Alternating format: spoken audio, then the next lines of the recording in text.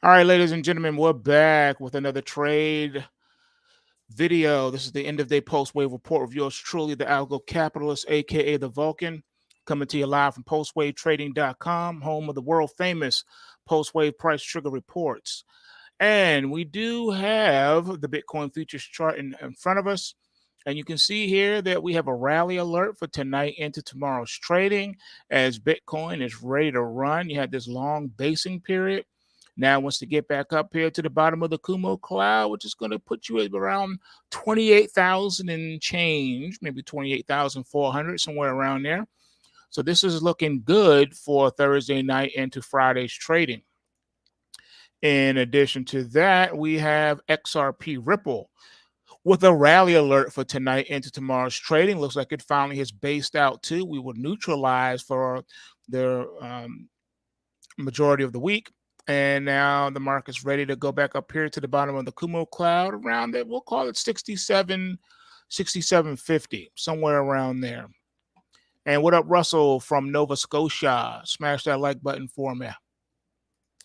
Next up, we got wheat. So the wheat futures have been hanging in there. We still got a bullish trend momentum reading, trying to get a bear market rally off the ground. And we're finally getting a little bit of upside production here, bottom of the Kumo cloud. We'll put the prices around maybe $6.75 a bushel. So looking forward to this one. Next up is soybeans. We have a bearish trend momentum reading here in this market. Is in a locked-in bear market, and so there's nothing to see here at this time. Next up is corn. Corn has a bullish trend momentum reading just like the wheat, and the market's giving you just a slither of upside production. The longer this drags out, though, you see the Kumo clouds coming all the way down to where the current price action is right now. So this could put pressure on the price. But it doesn't mean the price can't cut right through this Kumo cloud and blast off either. So this is an interesting one to watch, just like the wheat. Next up is soybeans. Soybeans has a bearish trend momentum reading. This bull market is still in a state of correction as the price action keeps plummeting on its way to retest the $22 support. Next up is the nat gas. You're still in a locked-in bear market. But the one unique feature is that if I stretch this out, we have a rally alert for tonight into tomorrow's trading. The market is neutralized though, so we may or may not get that upsurge. The last neutralized bar we had was here, followed by a rally alert, and the market did do a little bit of something. So this one's trying to get a nice bear market rally going too. It's just been really stuck in the dirt and hard to get out of the gate. Next up is the Dow Futures. So the Dow Futures has a bearish trend momentum reading still. Had that crash alert coming in to today. Didn't really get any major downside production. So today is day one. Tomorrow is day two. And I think we're going to drop below the Kumo cloud and go into a precipitous free fall. Next up is the NASDAQ 100. So we had the crash alert coming into today, and the market actually gave you downside production. I think this one's coming down here to test the bottom of the Kumo cloud now at 14,810. And if it drops below that, it goes into free fall as well. Next up is gold. Gold still has a bearish trend momentum reading, and we had a crash alert coming into today. The market kind of took a breather, but I'm expecting this market to really heat up the free fall status, and I think the negative momentum is going to increase to the downside as the market retests the 1900 support. S&P 500 bearish trend momentum reading, crash alert coming into today. Got a little bit of downside production, not done yet. Bottom of the Kumo cloud is next up around 4375-ish. We'll see what happens on that one. Next up is crude oil. We're neutralized with a crash alert for tonight into tomorrow's trading. Has the crude oil rally fizzled out? We shall see. And it is a neutralized bar as well. We shall see. Next up is the euro. It is in free fall status, and something bad has happened today, folks. Something very bad just took place in the euro. Do you know what that is? That is a crossing, the beginning of a possible bear market coming for the euro. That's what this orange bar suggests. It's not a shift in momentum, it's a shift in trend. Yeah, just like the last blue bar here, after this orange bar suggested the beginning of a bull run, and then you got it. Well, now we just turned orange, folks. Now, again, because you're still technically in a bull market, the long-term trend bull market can reclaim the price action at any moment. We know that. But this orange bar is concerning. This orange bar suggests that the market is coming way back down here, giving back 100% of the bull market rally, and that would be bad. That would put the euro back below par. A historical event could be in the works with the euro. Next up is the pound sterling, and it's on its way to follow the euro. You got a thing here. This is a bearish trend momentum reading, and the market is coming down, down, down. Next up is the Aussie bearish trend momentum reading. You're already in a bear market in the Aussie. All right, you've been in a bear market here, and it is falling. It's locked in. And the Russell bearish trend momentum reading, you're in free fall status. The market is falling outside of the Kumo cloud, folks. So now the question is, will the market find support here at the old support level? And that'll put the price action around, we'll say, I call it 1830. All right. So if the 1830 doesn't hold, then this one goes into free fall also, and you could be looking at quite the precipitous drop. Copper locked in bear market, nothing to see here except more downside on the horizon. Ethereum futures had a rally alert coming into today. Today gave you that narrow range inside day. You have a bullish trend momentum reading, and the initial upside target is back to the bottom of the Kumo cloud at $1,835 on the Ethereum futures. All right, I see you. You want to take a look at GameStop. I see you there, man. I see you. Let's go ahead and pull this up and see what's up. See what's cracking. I know they had earnings or something. Something came out in the news. I think it was yesterday on the Bloomberg. I just don't remember what it was, but it doesn't matter. Let's see what the price action's saying. All right, so this market here, GameStop, which is one of the most beloved stores of all time, next to Toys R Us, it's in a bear market, and it's in a locked-in bear market. You had a crash alert coming into today, and the market gave you downside production, and it's not done yet. So this one is coming back down to test your old support low here, and then you're looking at, right as we speak right now, the test of the 52-week lows is now in play. This is a bear market stock. All right, it's in a bear market, so there's no buying opportunity here at this time. You had a bear market rally back here the week of August the 28th, and the market did give you a nice little bump up here. You started around, you went from 1618 all the way up here to 1933. Yep. So you had a nice little $3 rally, and now the market said it's done. And then back here you had a nice little rally. So you've had your little bear market rallies, and you had here, then you had the big gappage, came back up. Over here, it tried to do a little something. So it's been giving you little teeny rallies along the way.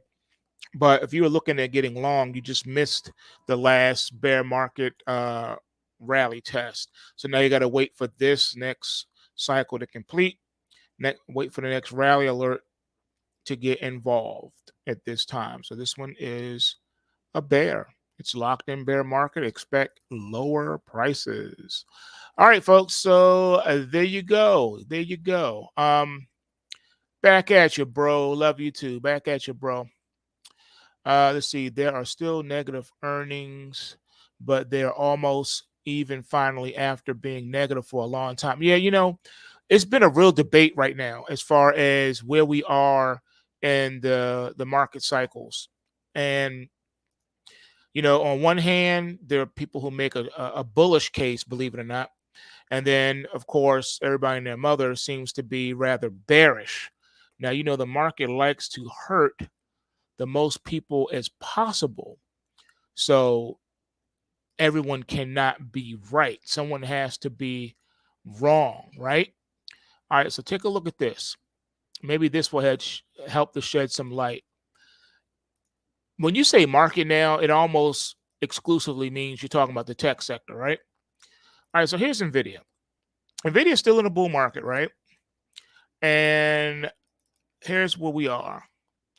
All right, it's official now that you had this crash alert here, right? And then the market came down and then it stopped short at the top of the Kumo cloud. And it gave you a crash alert now for tonight going into tomorrow's trading for NVIDIA. Either the market's going to find support at the top of the Kumo cloud or it's going to cut right through here. And then this would, once it falls outside of the Kumo cloud, it goes into free fall status. And that would drag down the entire tech sector. Because right now, the entire tech sector is NVIDIA and Microsoft and Amazon and Meta. All right. So that's pretty much the entire market. And at this time, these markets are in correction or starting a correction mode. Let's see. What do you think will happen if we end up getting stimulus again from the new round 2 of the virus? Well, funny you should say that. Okay. So, I mean, that's a good question too. But there has been some chatter on the wires of the universal basic income. They have been rolling out pilots of the universal basic income. And there's even been advertisements for it, depending on what jurisdiction you're in, what state, what county, what city. And that there's been more talk about that heating up lately. So as far as stimulus is concerned, it's interesting because they give you something, then they take it away.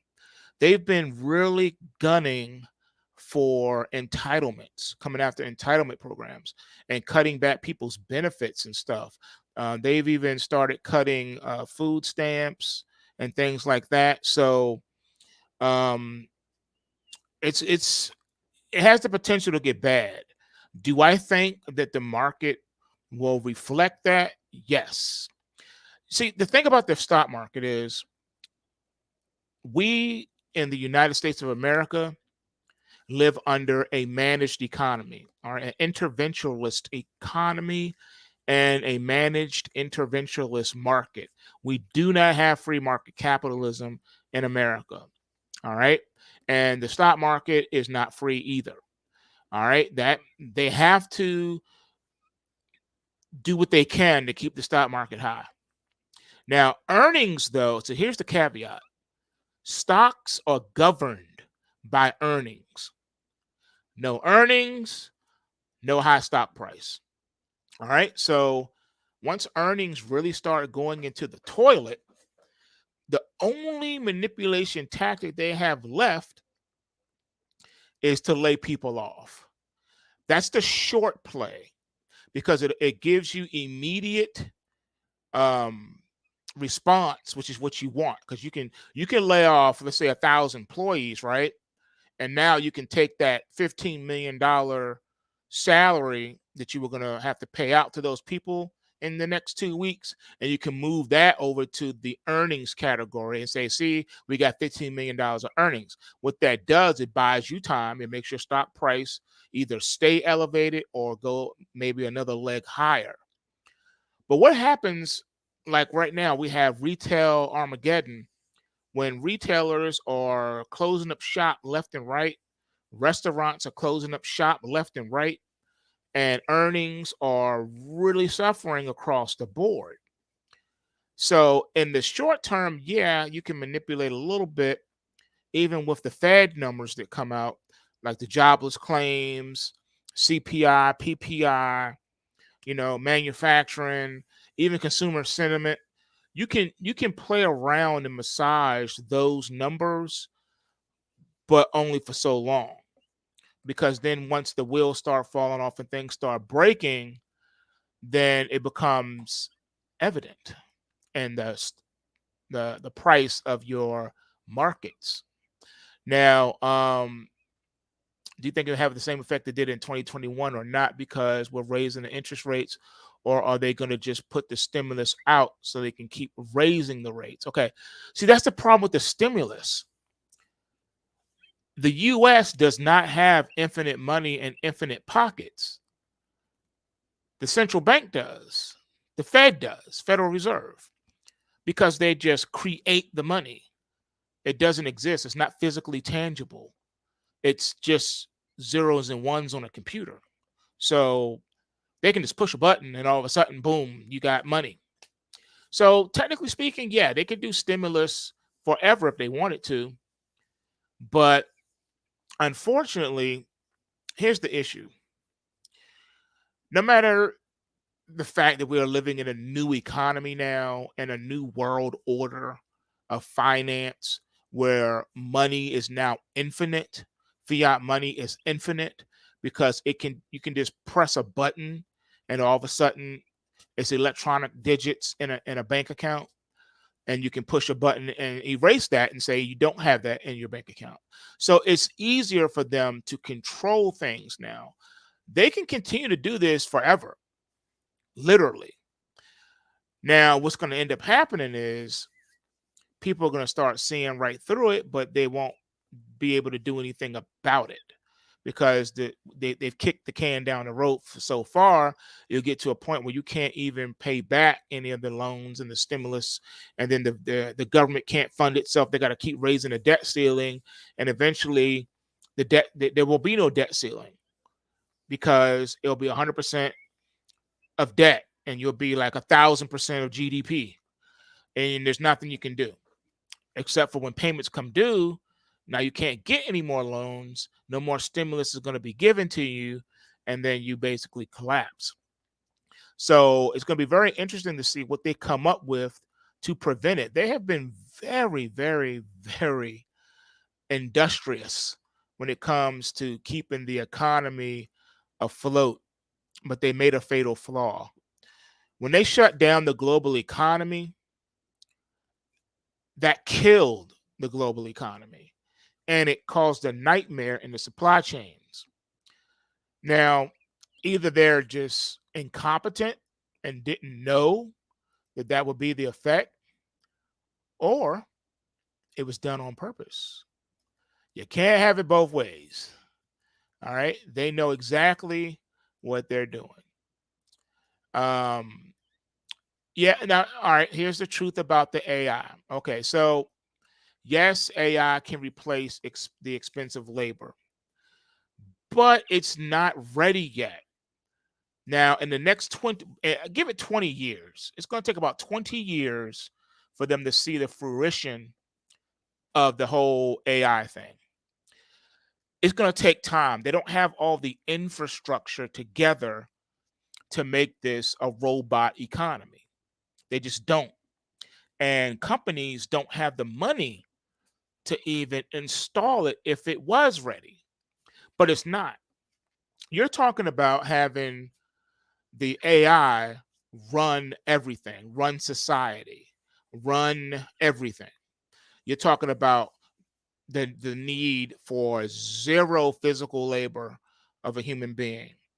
You're talking about driverless vehicles, driverless tractor trailers, where the tractor trailer will back itself up and there will be robots to unload the truck. Because I know you guys have seen even the videos of these these robot warehouses where there's no human being. It's all done, with AI and robots and stuff and machines. You don't need a human being. Okay. So they'll have that, right? And then with that, they're not going to stop there. Then you're going to have the driverless trains. All right.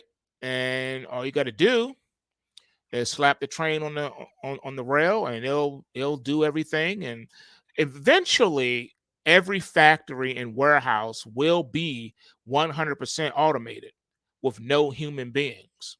All right. Period. But it's going to take at least 20 years to roll out everything that you're going to need for that.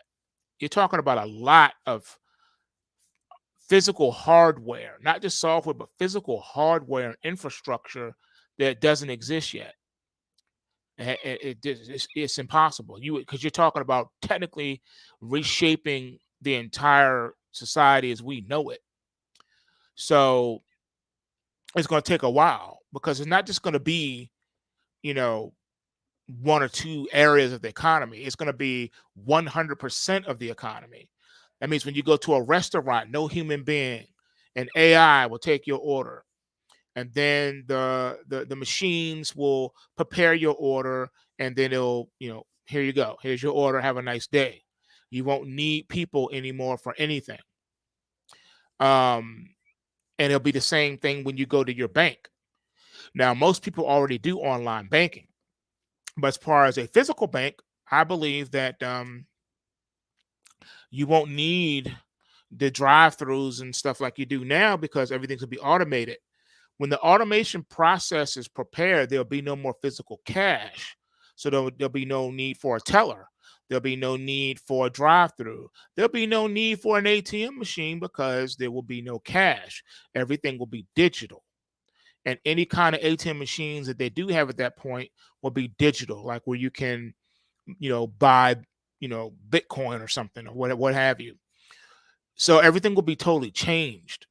And it's not going to be limited to just, the stores, warehouses, and banks. Now you're talking every aspect of society. You're talking about when you go, if you got to go to court for whatever reason, when you go to court, you're no longer seeing a judge.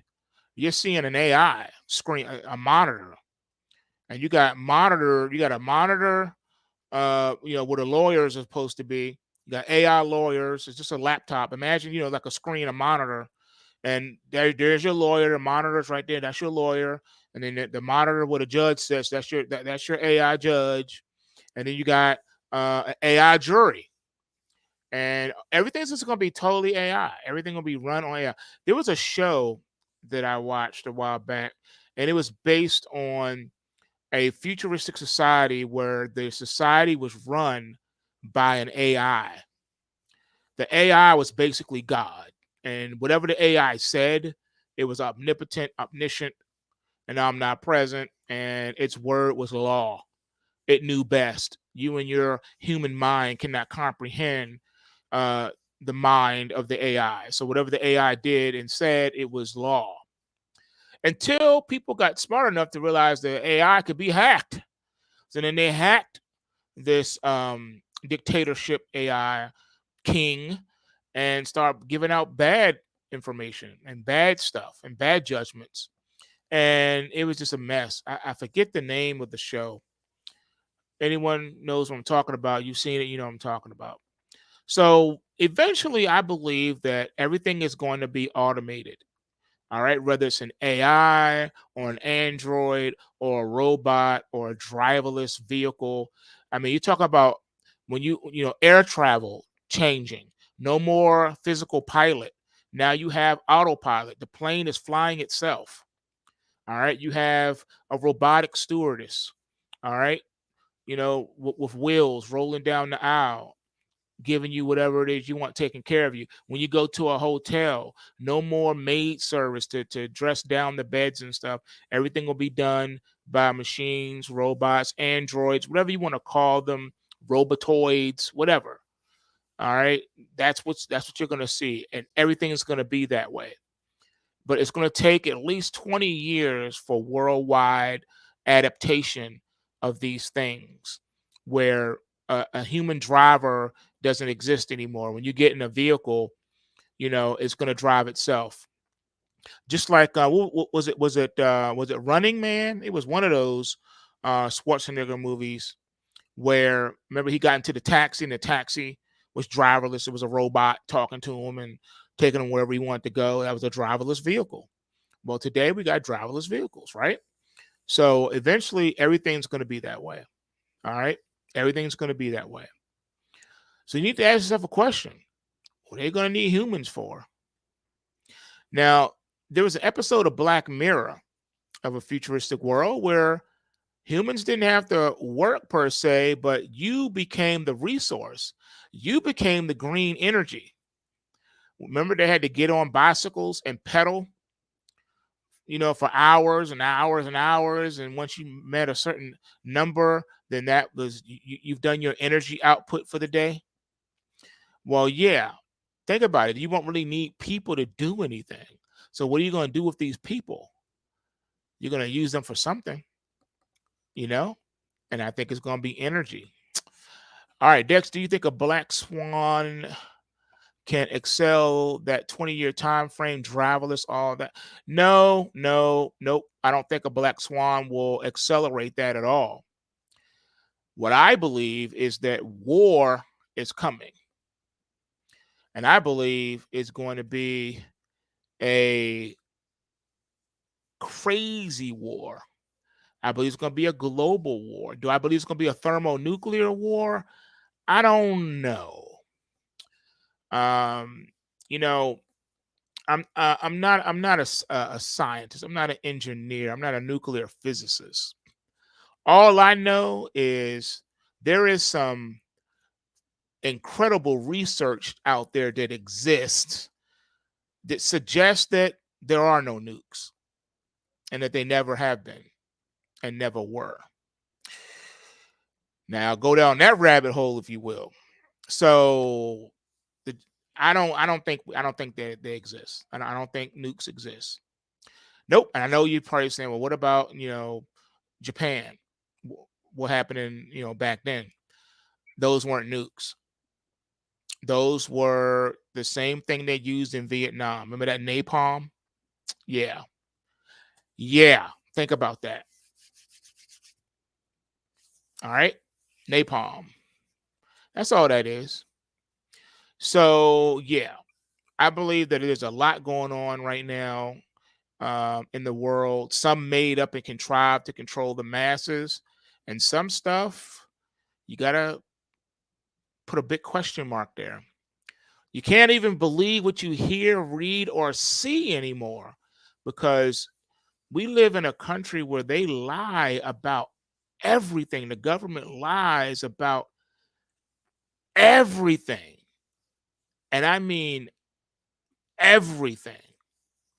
So, come on, they lie to you about history. They lie to you about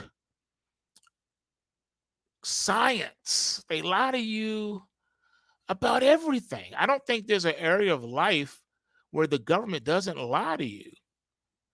So, all I can say, man, is whatever's going to happen is going to happen. And the best you can do is make as much money in these markets as you humanly possibly can. Because no matter what happens, you're still going to need money.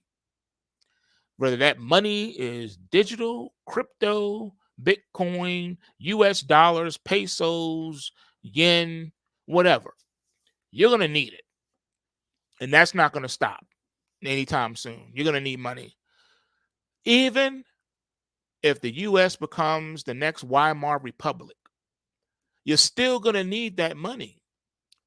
Even if a hamburger costs $1,000, you're going to want to have $1,000 so you can eat that hamburger. You don't want to be caught without the funds to do the things you need to do. For some of you, the answer is to get the heck out of the US. For others, you already have provisions. You got a bug out place, location, or whatever, you off the grid, you living, you hunting and fishing and farming, and that's great. But just remember, no matter what happens, folks, at the end of the day, there is no safe place. There's nowhere on earth that you can go where you will be 100% safe. Because wherever you go, there's always going to be someone else thinking the same thing, and they're going to meet you there or beat you there. All right. So there's no way you're going to be able to spread out on this planet without, and go unnoticed. The governments of the world, they're not going to just let people, leave the inner cities and go and camp out in the national forest. Nope.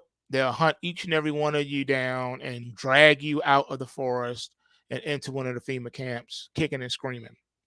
So when you say, well, I got a homestead, I live off the grid, I got my own lake, I hunt and I fish and I farm, I got crops, I got animals, I got everything I could possibly want, and that's great too.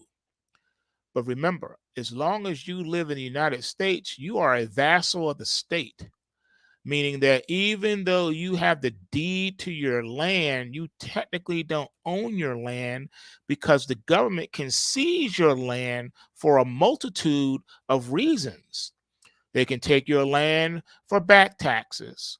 They can take your land if they suspect and have proof of criminal activity. You can forfeit your land by eminent domain. You can forfeit your land if they say you have fleas in the trees behind the barn that are a protected species. And so we have to seize your land now for that too. So they have an infinite number of ways to take your property from you. And let's not forget the whole Dust Bowl incident back in the days. Remember during the Great Depression? Remember that? I know you do. You've seen the movie, the classic. You've seen the movie. What's the first thing the government did? Seized everybody's farm, seized all the farms, took over the farms. Get out. That's what they did. They took the farms. So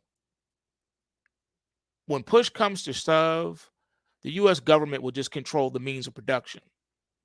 And they'll go full on bore communist in a minute. All right. So don't forget that. It's only yours if you can keep it. And let's say the government doesn't go full hard body karate on you and come in eminent domain your land. What if they leave you alone? Let's say we're in a row situation and it's just Mad Max out there, lawlessness and all types of stuff, right? And let's say the government's leaving you alone. The government's the least of your problem, because now you got people wandering, people who have left cities and stuff for whatever reason, and now they find their way to your farm.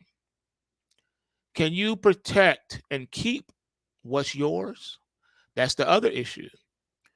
That's why groups are going to be important.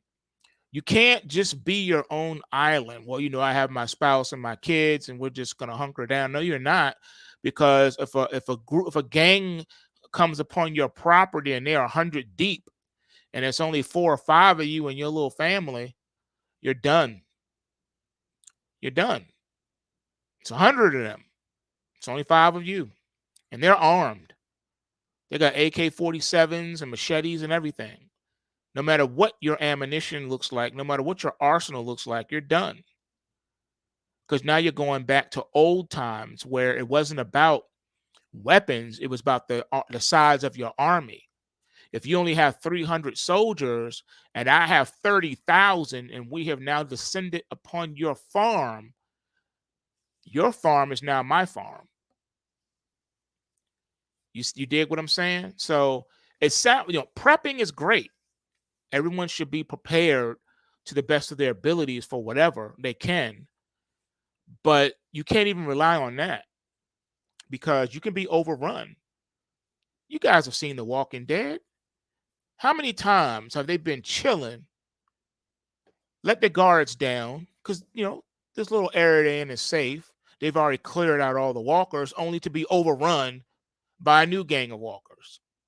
You see what I'm saying? Look at all the dangers that these groups faced, on The Walking Dead. It wasn't so much as the walkers that they had to be afraid of, it was other people that they had to be afraid of. So if there's a global economic collapse, other people are who you're going to have to be afraid of, because they're going to be panicking. People who have not prepped in any capacity are going to be panicking. There are people that's going to have babies that they need to feed, families and mouths they need to feed. There's going to be people who are sick and need medicine.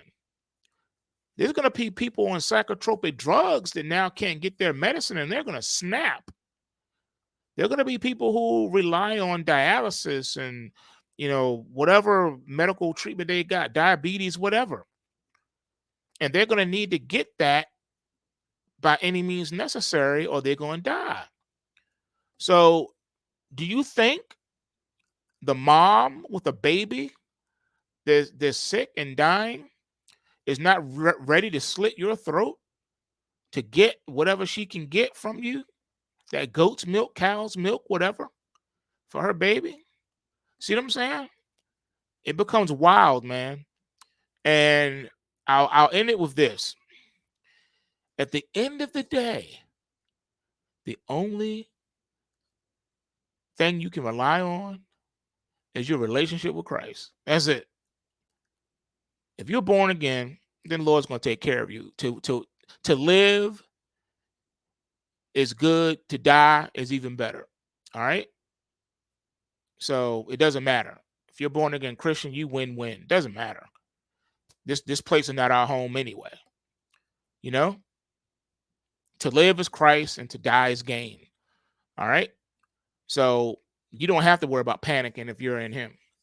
People who are not is a different story. So yeah. And there are other things I wanted to say. I've just been so busy. I've been in the lab, for the last couple of months, working on a lot of things, trying to understand all this economic data that's been coming out and all this news. There's so much news, so much happening in the world. I haven't had a chance to do podcasts and all that stuff. I want to get back to it. And I need to organize some of my research and information so I can bring you guys the information. But my first and foremost priority is to getting the PulseWaves out. You know what I mean? The PulseWaves are first. So that's why I haven't been really doing, podcasts and things of that nature, because I've been wanting to make sure that, these PulseWaves are on point, because that's the thing that's going to keep you. You know what I'm saying? You got to be able to eat. So that's always my thing. Just so you know, that's always my thing. I got to make sure the PulseWaves are on point. Everything else is second place. All right, folks. Speaking of that, I need to go ahead and upload these reports. So give me about 10 minutes and the report should be uploaded and ready for your perusal. With that being said, remember, the system works if you work the system. Bulls make money, bears make money, and pigs get slaughtered. So remember to take what you can and give nothing back. And I'm out. Smash that like button. Peace.